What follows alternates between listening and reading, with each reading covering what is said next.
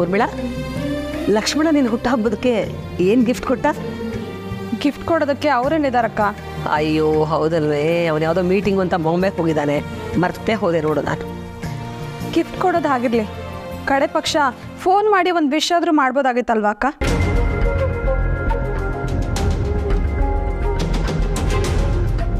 ಆದರೂ ಅವ್ರಿವತ್ತು ಬೇಗ ಬಂದರೆ ಅದೇ ನನಗೆ ಗಿಫ್ಟು. ಚಿಕ್ಕಪ್ಪನ ಬಗ್ಗೆ ನಿಮ್ಗೆ ಗೊತ್ತೇ ಇದೆ, ಕೆಲಸ ಅಂತ ಬಂದ್ಮೇಲೆ ಎಲ್ಲ ಮರ್ತೋಗ್ತಾರೆ. ರಾತ್ರಿ ಬರ್ತಾನೆ ಬಿಡಿ, ತಲೆ ಕೆಡ್ಸ್ಕೊಬೇಡಿ. ಏನೋ ಕಾರ್ತಿಕ್, ಇದು ಹೆಂಡತಿ ಮಕ್ಕಳಿಗೋಸ್ಕರ ತಾನೇ ಇಷ್ಟೆಲ್ಲ ಕೆಲಸ ಮಾಡೋದು. ಅವ್ರು ವಿಶ್ವ ಮಾಡೋಕ್ಕಾಗದೇ ಇರುವಂಥದ್ದು ಏನೋ ಕೆಲಸ ಅದು. ಕೆಲ್ಸದಲ್ಲಿ ಬಿಸಿ ಇರ್ತಾರೆ ಬಿಡಿ ಮಾ, ಹೋಗ್ಲಿ. ಇರ್ಲಿ ಬಿಡಕ್ಕ, ಅವ್ರು ಬರೋ ಅಷ್ಟರಲ್ಲಿ ಎಲ್ಲ ಅಡುಗೆನೂ ರೆಡಿ ಮಾಡ್ತೀನಿ. ಆಮೇಲೆ ಎಲ್ಲರೂ ಒಟ್ಟಿಗೆ ಕೂತು ಊಟ ಮಾಡೋಣ. ಖಂಡಿತ ಚಿಕ್ಕತ್ತೆ, ನಾನೇ ನಿಮಗೆ ಹೆಲ್ಪ್ ಮಾಡ್ತೀನಿ. ಸರಿ ಸತ್ಯ, ಹೋಗಿ ರೆಡಿ ಆಗ್ಬಿಟ್ ಬಾ, ದೇವಸ್ಥಾನಕ್ಕೆ ಹೋಗ್ಬಿಟ್ಟು ಬರೋಣ. ಏನೇ ಊರ್ಮಿಳಾ ಇದು? ದೇವಸ್ಥಾನಕ್ಕೆ ಹೋಗಿ ಅರ್ಚನೆ ಮಾಡಿಸ್ಕೊಂಡು ಬರೋಣ ಅಂತ ಹೇಳ್ದವಳೆ ನಾನು, ನನ್ನನ್ನೇ ಮರ್ತು ಬಿಟ್ಟಿಯಾ? ಅಯ್ಯೋ ಅಕ್ಕ, ನಿನ್ನನ್ನು ಬಿಟ್ಟು ಹೋಗ್ತೀವಾ? ಅದು ದೇವಸ್ಥಾನಕ್ಕೆ. ಸರಿ, ಹಾಗಾದ್ರೆ ಎಲ್ಲ ಬೇಗ ರೆಡಿಯಾಗಿ ರಿತುಗೂ ರೆಡಿ ಆಗಕ್ಕೆ ಹೇಳು. ಸರಿ ಅಕ್ಕ. ಅಮ್ಮ, ನನ್ಗೆ ಆಫೀಸಲ್ಲಿ ಕೆಲಸ ಇದೆ, ಚಿಕ್ಕಪ್ಪ ಬೇರೆ ಇಲ್ಲ ಅಲ್ವಾ, ಕೆಲಸ ಸ್ವಲ್ಪ ಜಾಸ್ತಿ ಇದೆ ಅಮ್ಮ. ಶುರುವಾಯ್ತಾ ನಿಂದು? ಅಮ್ಮ ಅರ್ಥ ಮಾಡ್ಕೊಳ್ಳಿ. ಸರಿ ಆಯ್ತು ಬಿಡು, ನಾವೇ ಹೋಗಿ ಬರ್ತೀವಿ.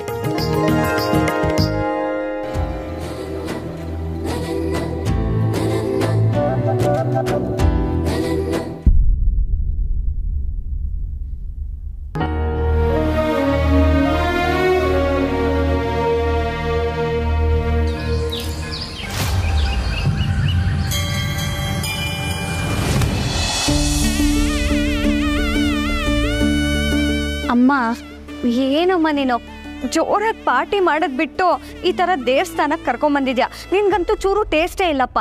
ರಿತು, ಹುಟ್ಟಿದ ಹಬ್ಬದ ದಿನ ದೇವಸ್ಥಾನಕ್ಕೆ ಬಂದು ದೇವ್ರ ದರ್ಶನ ಮಾಡೋದಕ್ಕಿಂತ ಗ್ರ್ಯಾಂಡ್ ಇನ್ನೇನಿರೋದಕ್ಕೆ ಸಾಧ್ಯ? ಸುಮ್ಮನೆ ದೇವ್ರ ಕೈ ಮುಗಿ. ಸುಮ್ಮನಿರಮ್ಮ, ನಿನ್ಗಿದೆಲ್ಲ ಅರ್ಥ ಆಗಲ್ಲ. ದೊಡ್ಡಮ್ಮ, ನಾವು ಸಂಜೆ ಎಲ್ಲರೂ ಡಿನ್ನರ್ಗೆ ಹೋಗೋಣ, ಯಾವ್ದಾದ್ರು ಒಳ್ಳೆ ರೆಸಾರ್ಟು ಅಥವಾ ಹೋಟೆಲ್ಗೆ. ರಿತು, ನಾನ್ ರೆಡಿ. ಬೇಕಾದ್ರೆ ಈಗಲೇ ಕಾರ್ತಿಕ್ಗೆ ಫೋನ್ ಮಾಡಿ ಎಲ್ಲ ವ್ಯವಸ್ಥೆ ಮಾಡ್ಕೊಳ್ಳೋದಕ್ಕೆ ಹೇಳ್ತೀನಿ. ಏನು ಬೇಕಾಗಿಲ್ಲ, ಮೊದಲು ಇವ್ರು ಬರಲಿ, ಆಮೇಲೆ ನೋಡೋಣ. ಯಾರು? ಅಪ್ಪನ? ಏನಮ್ಮ ನೀನು ಎಲ್ಲದಕ್ಕೂ ಗಂಡ ಗಂಡ ಗಂಡ ಅಂತ ಅನ್ಕೊಂಡು ಅಪ್ಪ ಇಲ್ದೆ ನಿಂಗೇನು ಕೆಲಸನೇ ಮಾಡೋಕ್ಕಾಗಲ್ವಾ? ಆಯ್ತು, ಏನ್ ಮಾತಾಡ್ತಿದ್ಯಾ? ದೇವಸ್ಥಾನದಲ್ಲಿದ್ಯಾ, ಹೋಟ್ಲು ಊಟಕ್ಕೆ ಹೋಗೋಣ ಅದು ಇದು ಅಂತ ಹೇಳ್ತಾ ಇದೀಯಾ. ಎಲ್ಲಿ ಏನ್ ಮಾತಾಡ್ಬೇಕು ಅಂತ ಗೊತ್ತಾಗಲ್ವಾ ನಿನ್ಗೆ? ಲಕ್ಷ್ಮಣ ಬರಲಿ, ಎಲ್ಲ ಒಟ್ಟಿಗೆ ಹೋಗೋಣ. ದೊಡ್ಡಮ್ಮ, ಅಟ್ಲೀಸ್ಟ್ ವೀಕೆಂಡ್ಗಾರು ಪ್ಲಾನ್ ಮಾಡೋಣ ಪ್ಲೀಸ್. ದೇವಸ್ಥಾನಕ್ಕೆ ಬಂದಾಗ ಮೌನವಾಗಿರ್ಬೇಕು. ಅದೆಷ್ಟು ಮಾತಾಡ್ತೀಯಾ? ದೇವ್ರು ನೋಡು, ಕೈ ಮುಗಿ. ನಮ್ಮ ಅತ್ತೆಗೆ ಯಾಕೆ ಕೋಪ ಬರೋ ಥರ ಮಾಡ್ತೀಯಾ? ಅತ್ಗೆ? ಓಹೋ, ಸೀತಮ್ಮನವರು ನಮಸ್ಕಾರ, ಚೆನ್ನಾಗಿದ್ದೀರಾ? ಚೆನ್ನಾಗಿದ್ದೀವಿ ಅರ್ಚಕರೇ, ತಾವು ಹೇಗಿದ್ದೀರಿ? ದೇವ್ರ ದಯ, ಇಷ್ಟು ಮಾತ್ರ ಚೆನ್ನಾಗಿದ್ದೀವಿ. ಏನು ಇವತ್ತು ವಿಶೇಷ?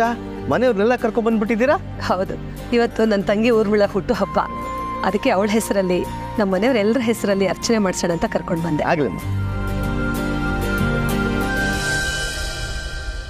ಅರ್ಚನೆಗೆ ಹೆಸರು, ನಕ್ಷತ್ರ, ಗೋತ್ರ ಹೇಳಿ ತಾಯಿ. ಹೆಸರು ಊರ್ಮಿಳ, ರೋಹಿಣಿ ನಕ್ಷತ್ರ, ಶಿವಗೋತ್ರ.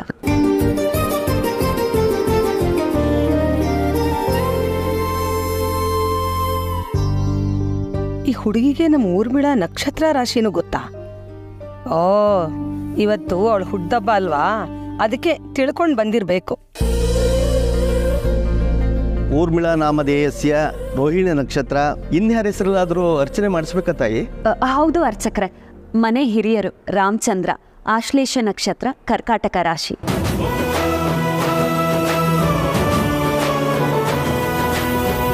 ಹೆಸರು ಸೀತಾ ರಾಮಚಂದ್ರ, ಜ್ಯೇಷ್ಠ ನಕ್ಷತ್ರ, ವೃಶ್ಚಿಕ ರಾಶಿ.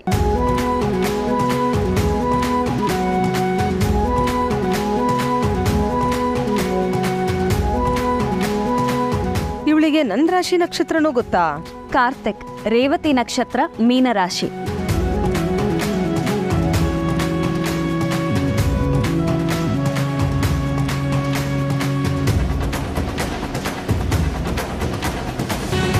ಓಕೆ ಅಲ್ವಾ ಅತ್ತೆ?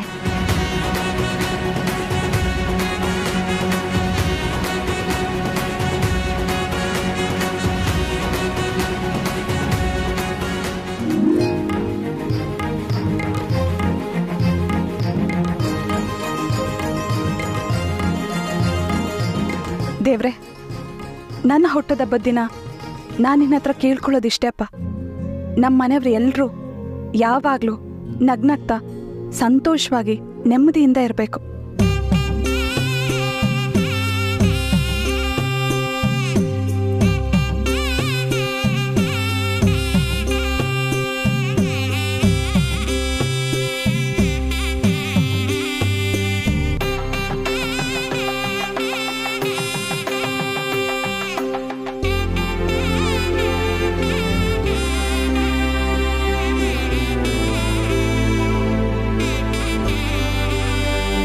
ಅಂದಾಗೆ ಈ ಹುಡುಗಿ ಯಾರು ಅಂತ ಗೊತ್ತಾಗ್ಲಿಲ್ಲ.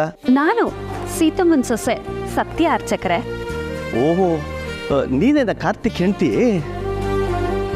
ಸೀತಮ್ಮ, ನಿಮ್ಮ ಸೊಸೆ ತುಂಬ ಚೆನ್ನಾಗಿದ್ದಾಳೆ. ಎಲ್ಲರೂ ಸೀತಮ್ಮ ಎಂಥ ಸೊಸೆನ ತಗೊಂಬಂದ್ಬಿಟ್ರು ಅಂತ ಆಡ್ಕೋತಾ ಇದ್ರು. ಆದರೆ ಈ ಹುಡುಗಿನ ನೋಡಿದ್ರೆ ಹಾಗನ್ಸೋದಿಲ್ವಲ್ಲ?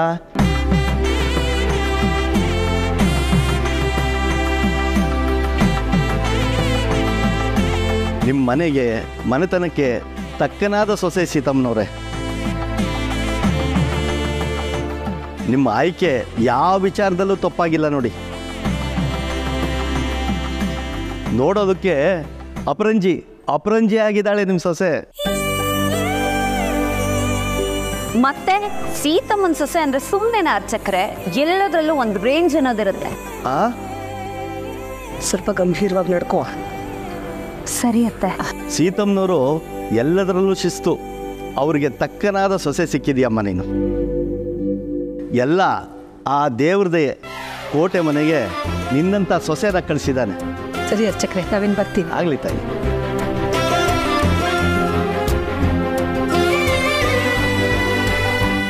ದೀರ್ಘ ಸುಮಂಗಲೀ ಭವ.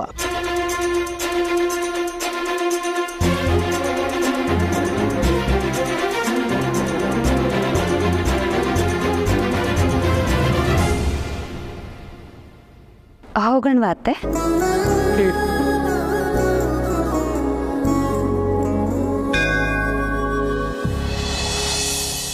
ವಾವ್, ಅದಕ್ಕೆ ಅರ್ಚಕದ ಕೈಲೇ ನೀವು ಶಭಾಷ್ ಅಂತ ಅನ್ಸ್ಕೊಂಡ್ಬಿಟ್ರಲ್ಲ, ಸೂಪರ್ ನೀವು.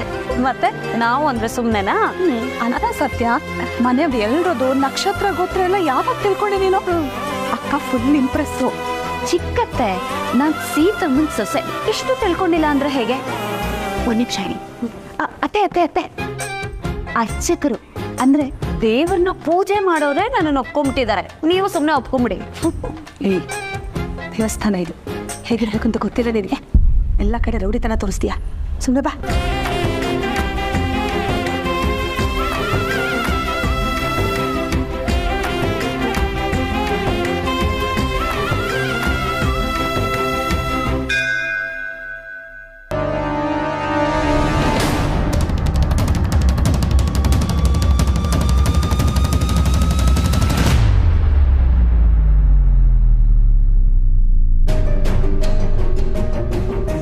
ಅಲ್ಲಿ ನೋಡ್ರಿ, ಬಾಪ್ ಕಟ್ ಮಾಡಿಸ್ಕೊಂಡು ಸೀರೆ ಉಟ್ಕೊಂಡು ದೇವಸ್ಥಾನಕ್ಕೆ ಬಂದವ್ರೆ. ದೊಡ್ಡ ಮನೆಯವ್ರು ಇರಬೇಕು.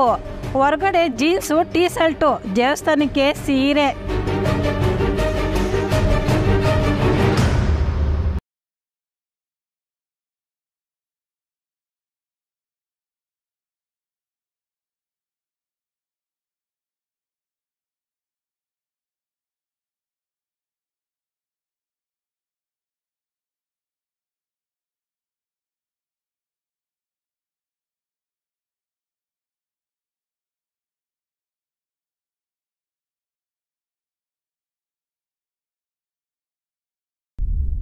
ಏನು ಮಾತಾಡ್ತಾ ಇದ್ರಿ? ಅದು ನಿಮ್ಮ ಕೆಲಸ ಎಷ್ಟೋ ಅಷ್ಟು ನೋಡ್ಕೊಂಡು ಹೋಗ್ರಿ.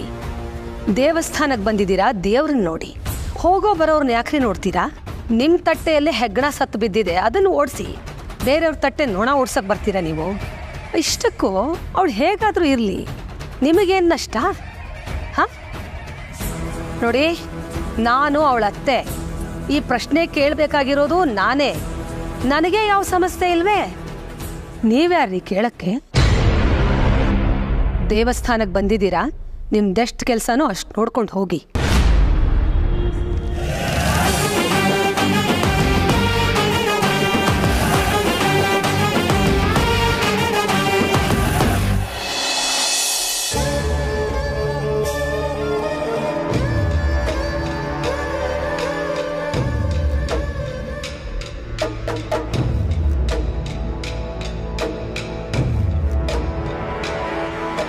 ಬೇಬಿ ಯಾಕೆ ಹೀಗೆ ಕೂತಿದ್ಯಾ? ಹುಷಾರಿಲ್ವಾ? ಸಾಕು ಸುಮ್ಮನೆ ಇರೋ. ನೀನ್ ಈ ರೀತಿ ಮಾತಾಡಿನೇ ನನ್ನ ಜೀವನನೇ ಹಾಳಾಗೋಯ್ತು. ಈಗೇನಾಯ್ತು ಬೇಬಿ? ಎಲ್ಲ ಸಾಲ್ವ್ ಆಯ್ತಲ್ಲ. ಇನ್ನು ಏನಾಗ್ಬೇಕು? ನಿನ್ನಿಂದಾಗೇನೆ ನನ್ನ ಜೀವನ ಬೀದಿಗೆ ಬಂದ್ಬಿಡ್ತು. ಹೊರಗಡೆ ಅವ್ರು ಬಿಡು, ಮನೆಯವರೇ ಶತ್ರುಗಳಾಗೋ ಥರ ಮಾಡ್ಬಿಟ್ಟಿಯಲ್ಲ. ನಮ್ಮಮ್ಮನೇ ನನ್ನನ್ನು ಮನೆ ಬಿಟ್ಟು ಹೋಗು ಅನ್ನೋ ಥರ ಮಾಡ್ಬಿಟ್ಟೆ. ಇದೆಲ್ಲ ಆಗಿದ್ದು ನಿನ್ನಿಂದಾನೆ. ನೀನೇ ಇದಕ್ಕೆ ಕಾರಣ. ನನ್ನ ಜೀವನನೇ ನರಕ ಮಾಡ್ಬಿಟ್ಟೆ ನೀನು. ಅವ್ರ ಕೋಪಕ್ಕೆ ಆ ಥರ ಹೇಳಿದ್ದು ಬೇಬಿ. ಕೋಪದಲ್ಲಿ ಹೇಳಿದ್ರು, ನಿಜವಾಗ್ಲೂ ಹೇಳಿದ್ರು, ಒಟ್ನಲ್ಲಿ ಹೇಳಿದ್ರು ತಾನೆ. ಮರ್ಯಾದೆ ಇಲ್ಲದೆ ಇರೋ ಕಡೆ ಚಪ್ಲಿನೂ ಬಿಡಬಾರ್ದು ಅಂತಾರೆ. ಈ ರೀತಿ ಕೆಟ್ಟಾಗಿ ನಡ್ಸ್ಕೊಂಡ್ಮೇಲೆ ಇಲ್ಲೇ ಇರ್ಬೇಕಾಗಿರೋ ಪರಿಸ್ಥಿತಿ ಬಂದಿದೆ. ಯಾಕೆ ಹೇಳು? ಯಾಕಂದ್ರೆ ನನಗೆ ನಂದೇ ಆದ ಮನೆ ಇಲ್ಲ, ಗಂಡನ ಮನೆನೂ ಇಲ್ಲ. ಗಂಡ ದೊಡ್ಡ ನಾಲಾಯಕ್ ನನ್ನ ಮಗ. ಈ ಮನೆ ಬಿಟ್ಟು ಬೀದಿಲಿ ಹೋಗಿ ನಿಂತ್ಕೊಳ್ಳ? ಹಾಗೆಲ್ಲ ಹೇಳ್ಬೇಡ ಬೇಬಿ. ಈಗ ನಾನು ಕೆಲ್ಸಕ್ಕೆ ಹೋಗ್ತಾ ಇದ್ದೀನಲ್ಲ, ಎಲ್ಲ ವ್ಯವಸ್ಥೆನೂ ಮಾಡ್ತೀನಿ. ನಮ್ಮದೇ ಅಂತ ಒಂದು ಪುಟ್ಟ ಗೂಡು ಮಾಡ್ಕೊಳ್ಳೋಣ, ಅಲ್ಲಿಗೆ ಶಿಫ್ಟ್ ಆಗಿಬಿಡೋಣ ನಾವು. ಅಲ್ಲಿ ನಿನಗೆ ಯಾರೂ ಬೈಯಲ್ಲ, ಯಾರೂ ಕೇಳಲ್ಲ. ಅಲ್ಲಿ ನಿನ್ನ ಇಷ್ಟ ಬಂದಂಗೆ ನೀನು ಇರ್ಬೋದು. ಮುಚ್ಚೋ ಬಾಯ್ನ. ಇನ್ನು ಎಷ್ಟು ನಾಟಕ ಆಡ್ಬೇಕಂತಿದ್ಯಾ? ನಿಜವಾಗ್ಲೂ ಹೇಳ್ತಾ ಇದ್ದೀನಿ ಬೇಬಿ, ನಿನಗೆ ಇನ್ಮೇಲೆ ಯಾವ ಕಷ್ಟಗಳು ಇರಲ್ಲ. ಬಹುಶಃ ನೀನು ಬಯಸೋ ಐಷಾರಾಮಿ ಜೀವನ ನಾನು ನಿನಗೆ ಕೊಡೋಕ್ಕಾಗದೇ ಇರ್ಬೋದು, ಆದರೆ ಹೊಟ್ಟೆ ಬಟ್ಟೆ ಕಡಿಮೆ ಆಗದಿರೋ ಥರ ನೋಡ್ಕೋತೀನಿ. ಜೀವನ ಅಂದ್ರೆ ಹೊಟ್ಟೆ ಬಟ್ಟೆ ಅಂತ ಅನ್ಕೊಂಡಿದ್ಯಾ? ಜೀವನ ಅಂದ್ರೆ ಕನ್ಸು. ಆ ಕನ್ಸಿನ ತಕ್ಕ ಹಾಗೆ ಬದುಕಬೇಕು, ಅದು ಕಣೋ ಜೀವನ. ಆ ಜೀವನನ ನೀನ್ ತರ ಪುಡಿಗಾಸ್ಕೊಡುತ್ತಾ? ಅದ್ಯಾವ ಬಾಯಿ ಚೆನ್ನಾಗಿರೋಣ ಅಂತ ಹೇಳ್ತಿದ್ಯೋ? ನೀನ್ ಒಂದಿನಕ್ಕೆ ದುಡಿಯೋ 700 ರೂಪಾಯಿಲಿ ಒಳ್ಳೆ ಏರಿಯಲ್ಲಿ ಇತ್ಕೊಂಡು ಮನೆ ಬಾಡಿಗೆ ಕಟ್ಟಕ್ಕಾಗತ್ತಾ? ಮನೆ ಮಾಡ್ತಾನಂತೆ ಮನೆ. ಅಥವಾ ವಾಪಸ್ ನಿನ್ ಕೊಂಪೆ ಕರ್ಕೊಂಡು ಹೋಗೋ ಪ್ಲಾನ್ ಏನಾದರೂ ಇದೆಯಾ? ಬೇಬಿ, ಇವತ್ತು ನಮ್ಮ ಹತ್ರ ಏನೂ ಇಲ್ಲದೆ ಇರ್ಬೋದು. ನೀನು ನನಗೆ ಸಾಥ್ ಕೊಟ್ರೆ ನಾನು ಏನು ಬೇಕಾದರೂ ಸಾಧಿಸ್ತೀನಿ. ಪ್ಲೀಸ್ ಬೇಬಿ, ನೀನು ಇಷ್ಟೊಂದು ಅಪ್ಸೆಟ್ ಆಗಬೇಡ. ನಮ್ಗಿನ್ನೂ ಜೀವನ ಇದೆ. ಇನ್ನು ಎಲ್ಲಿದೆ ಜೀವನ? ಇಂಥ ಬಾಳೋದ್ಕಿಂತ ಸಾಯೋದೇ ವಾಸಿ. ಹಾಗೆಲ್ಲ ಅನ್ಬೇಡ ಪ್ಲೀಸ್ ಬೇಬಿ. ಯಾರ ಮುಂದೆ ಚೆನ್ನಾಗಿ ಬದುಕಬೇಕು ಅಂತ ಅನ್ಕೊಂಡಿದ್ನೋ, ಮಹಾರಾಣಿ ತರ ಮೆರಿಬೇಕು ಅಂತ ಕನ್ಸ್ಕೊಂಡಿದ್ನೋ, ಅಂಥವ್ರ ಬಾಯ್ಲೆ ನನ್ನನ್ನ ಮನೆಯಿಂದ ಹೊರಗಡೆ ಹೋಗು ಅಂತ ಅನ್ಸ್ಬಿಟ್ಟಿಯಲ್ಲೋ? ಅಲ್ಲ ಬೇಬಿ, ಅದು ಹೋಗು. ನಿನ್ ಮುಖ ನೋಡಕ್ಕೂ ನನಗೆ ಇಷ್ಟ ಇಲ್ಲ. ಹೋಗ್ತಾ ಇರೋ.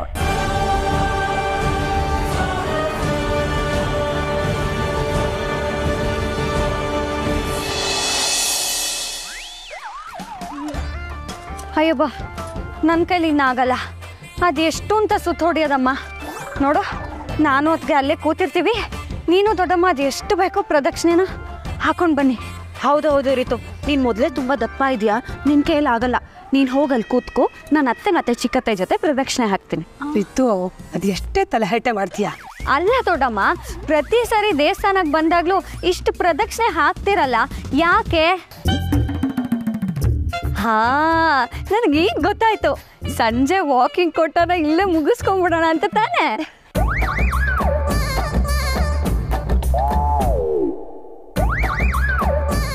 ರಿತು, ಯಾಕೋ ಇವತ್ತು ಮಾತು ಅತಿ ಆಯ್ತು ನಿಂದು. ಈ ಪ್ರದಕ್ಷಿಣೆ ಮಾಡೋದ್ರಿಂದ ಏನ್ ಲಾಭ? ಯಾಕೆ ಇದನ್ನ ಮಾಡ್ತಾರೆ ಅಂತ ತಿಳ್ಕೊಳಕ್ ಬೇಡ್ವಾ?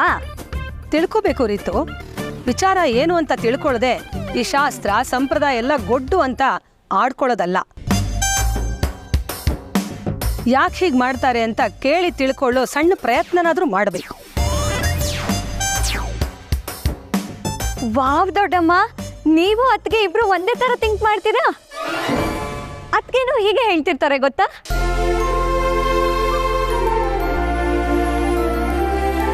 ಏನೇ ಕೆಲಸ ಮಾಡೋದಿದ್ರು ಯಾಕೆ ಮಾಡ್ತೀವಿ ಅಂತ ತಿಳ್ಕೊಂಡು ಮಾಡಬೇಕು ಅಂತ. ನಾವು ಮಾಡೋ ಕೆಲಸ ನಮಗೆ ಸರಿಯಾಗಿ ಗೊತ್ತಿದ್ರೆ ಮಾತ್ರ ಆ ಕೆಲಸದ ಮೇಲೆ ನಮ್ಗಿನ್ನೂ ಶ್ರದ್ಧೆ ಬರುತ್ತೆ ಅಂತ ಅತ್ಗೆ ಹೇಳ್ತಾ ಇದ್ರು. ಅತ್ಗೆ, ಇವತ್ತು ನಾನು ನಿಮಗೆ ಅತ್ತೆಗೆ ತಕ್ಕ ಸೊಸೆ ಅಂತ ಅವಾರ್ಡ್ ಕೊಡ್ತೀನಿ.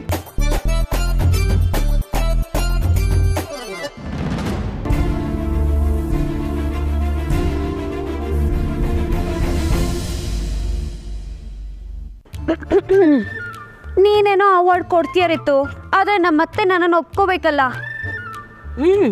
ಈ ತಲೆಹರಟೆಗೆ ಏನು ಕಡಿಮೆ ಇಲ್ಲ. ಗೊತ್ತಾ ನಿನಗೆ ಯಾಕೆ ಪ್ರದರ್ಶನ ಹಾಕ್ತಾರೆ ಅಂತ? ಹೇಳು ನೋಡೋಣ. ಅಯ್ಯೋ ಹೊತ್ತಿಗೆ ಇದೆಲ್ಲ ತಿಳ್ಕೊಂಡಿದ್ದೀರ ತಾನೇ? ಏನೋ ಅಲ್ಪ ಸ್ವಲ್ಪ ಗೊತ್ತಿದೆ ರೀತು.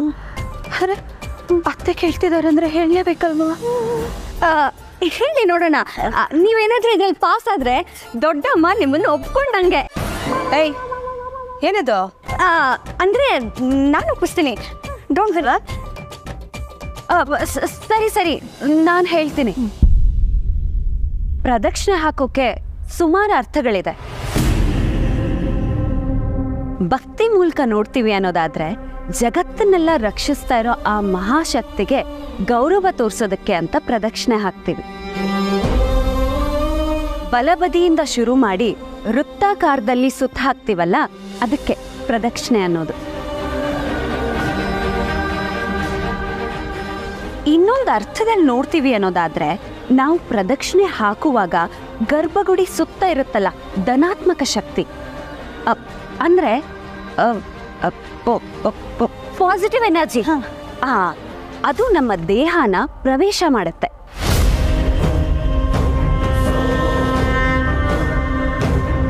ಅಷ್ಟೇ ಅಲ್ಲ, ಪ್ರದಕ್ಷಿಣೆ ಹಾಕುವಾಗ ನಮ್ಮಲ್ಲಿರುತ್ತಲ್ಲ ಕೆಟ್ಟ ಕೆಟ್ಟ ಯೋಚನೆಗಳು, ಅದನ್ನ ನಾಶ ಮಾಡಿ ಧನಾತ್ಮಕ ಶಕ್ತಿನ ತುಂಬತ್ತೆ.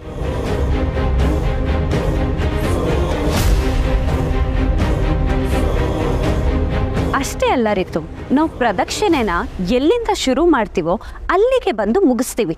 ಯಾಕೆ ಹೇಳು? ನಾವು ಎಷ್ಟೇ ಬೆಳೆದ್ರೂ ನಾವು ಎಲ್ಲಿಂದ ಪ್ರಯಾಣ ಶುರು ಮಾಡಿದ್ದೀವಿ ಅನ್ನೋದನ್ನ ಮರಿಬಾರ್ದು ಅಂತ.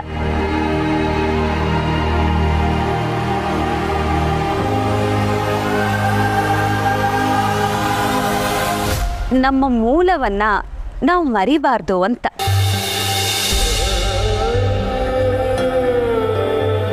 ಭಾವತ್ಗೆ ಎಷ್ಟೆಲ್ಲ ತಿಳ್ಕೊಂಡ್ಬಿಟ್ಟಿದ್ದೀರ ನೀವು. ಸಿಂಪ್ಲಿ ಸೂಪರ್ ನೀವು. ನಾನು ಹೇಳಿದ್ದು ಸರಿಯಾಗಿದ್ಯಾ ಅತ್ತೆ? ಹೊಡಿ ಬಡಿ ನಡುವೆ ಇದೆಲ್ಲ ಯಾವಾಗ ತಿಳ್ಕೊಂಡ್ರೋ? ಅಕ್ಕ, ನಮ್ಮ ಸತ್ಯ ಎಷ್ಟು ಬದಲಾಗಿದ್ದಾಳೆ ಅಲ್ವಾ? ಭಾವ ಸತ್ಯ, ನಿನ್ನಲ್ಲಿರೋ ನಿಂತ ನಾನು ಉಳಿಸ್ಕೊಂಡು ಬದಲಾಗಿದೆಯಲ್ಲ, ನನಗೆ ತುಂಬ ಖುಷಿ ಆಗ್ತಿದೆ. ಹೌದು, ಇದೆಲ್ಲ ಹೇಗೆ ತಿಳ್ಕೊಂಡೆ? ರಿತು ಡೌಟ್ ಬಂದ ಹಾಗೆ ನನಗೂ ಡೌಟ್ ಬಂದಿತ್ತು ಚಿಕ್ಕತ್ತೆ. ಇದ್ದಾರಲ್ಲ ನಮ್ಮ ಮಾವ, ಅವ್ರೇನು ಊರವರ ಅಂತ ಅನ್ನಲ್ಲ, ಹೇಳ್ಕೊಡ್ತಾರೆ. ಚಿಕ್ಕತ್ತೆ ಬನ್ನಿ. ಅದಕ್ಕೆ ನಾನು ಬಂದೆ.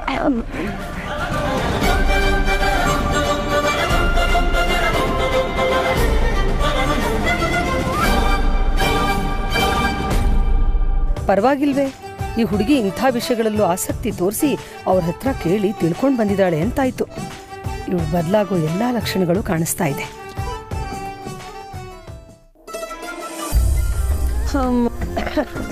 ಯಾಕಕ್ಕ, ಕಾಲು ನೋವ್ತಿದ್ಯಾ? ಊರ್ಮಿಳ, ಸುಸ್ತಾಯ್ತು ಕಣೆ ನಡೆದು. ನೀವೆಲ್ಲ ಹೋಗಿ ಪ್ರದಕ್ಷಿಣೆ ಹಾಕೊಂಡ್ಬನ್ನಿ. ಸರಿ ಅಕ್ಕ, ನೀನು ಇಲ್ಲೇ ಕೂತಿರೋ, ನಡೀರಿತು. ಅಯ್ಯೋ ಅಮ್ಮ ಇರೋ, ಅದ್ಗೇನು ಬಂದ್ಬಿಡ್ಲಿ. ಅಕ್ಕ, ನಮ್ಮ ಸತ್ಯ ನೋಡ್ಯಾ, ಅವಳು ಎಷ್ಟೊಂದು ಬದಲಾಗಿದ್ದಾಳೆ ಅಂತ. ಈ ಕೂತಲ್ಲಿ ನಿಂತಲ್ಲಿ ಅವಳ ಮಾತು ಬೇಕೇನೆ ನಿನಗೆ. ಹೋಗ್ಲೇ ಬಿಡಕ್ಕ, ಅವಳು ಇಷ್ಟೊಂದೆಲ್ಲ ತಿಳ್ಕೊಂಡಿದ್ದಾಳಲ್ಲ ಅಂತಾದ್ರೂ ಅವಳನ್ನ ಹೊಗಳ್ಬಾರ್ದಾ? ಪಾಪ, ಅವಳನ್ನ ಮೆಚ್ಚೋಕೆ ಎಷ್ಟೆಲ್ಲ ಕಷ್ಟಪಡ್ತಿದ್ದಾಳೆ. ಆದ್ರೆ ನೀನು ನೋಡಿದ್ರೆ ಈ ಆಟ ಎಲ್ಲ ಎಷ್ಟು ದಿನ ಇದೆ ಅಂತ ನಾನು ನೋಡ್ತೀನಿ. ಸೀತಮ್ಮನ ಸೊಸೆ ಅಂದಮೇಲೆ ಜೀವನ ಪೂರ್ತಿ ಆಟ ಇದ್ದಿದ್ದೆ. ಅದೇ ಮತ್ತೆ ಈ ಕಿತಾಪತಿಗಳ ಮಧ್ಯೆ ಇದನ್ನೆಲ್ಲ ಕಲಿತಿದ್ದಾಳಲ್ಲ, ಇದೆಲ್ಲ ಓಕೆನೆ. ಆದ್ರೆ ಇದ್ರ ಹಿಂದೆ ಸೀತಮ್ಮನ ಸೊಸೆ ಅಂತ ತನ್ನಷ್ಟಕ್ಕೆ ತಾನೇ ಪಟ್ಟ ಕಟ್ಕೋತಿದ್ದಾಳೆ ನೋಡು, ಅದೆಲ್ಲ ಏನು ಬೇಕಾಗಿಲ್ಲ ಅಂತ ಹೇಳು.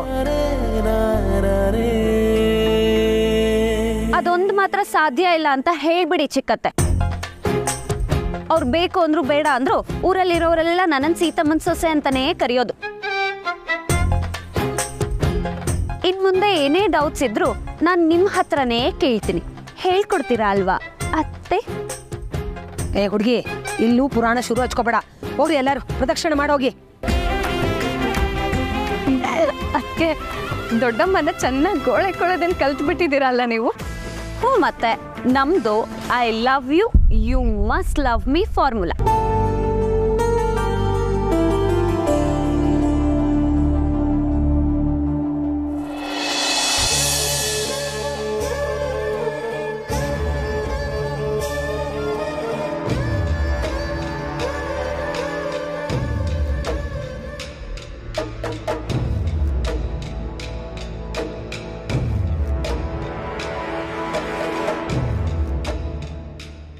ದಿವ್ಯಾ ದಿವ್ಯಾ ಏನು ನಿನ್ನ ಈ ರೀತಿ ನೋಡೋಕ್ಕಾಗ್ತಿಲ್ಲ ಕಣೆ. ಮಕ್ಕಳು ಸಂಕಟ ಪಡೋದನ್ನು ನೋಡ್ತಿದ್ರೆ ಕರಳು ಚುರು ಅನ್ನುತ್ತೆ. ಆಗಿದ್ದಾಗೋಯ್ತು ಕಣೆ. ಯೋಚನೆ ಮಾಡ್ತಾ ಕೂತ್ರೆ ಏನು ಪ್ರಯೋಜನ ಇಲ್ಲ. ಇನ್ನು ಮುಂದೆ ಆತ್ರದಲ್ಲಿ ಸರಿಯಾಗಿ ಯೋಚನೆ ಮಾಡದೆ ಯಾವ ಕೆಲಸಕ್ಕೂ ಕೈ ಹಾಕಬೇಡ. ಆಮೇಲೆ ಅದರಿಂದ ನೀನೇ ನೋವು ಅನುಭವಿಸ್ತೀಯ. ಅಂತೂ ನೀನು ಯಾವಾಗಲೂ ಶಾಪ ಹಾಕೋ ಥರನೇ ಆಗೋಯ್ತು. ಹಾಲು ಕುಡ್ದಷ್ಟು ಸಂತೋಷ ಆಗಿರಬೇಕು ಅಲ್ವಾ?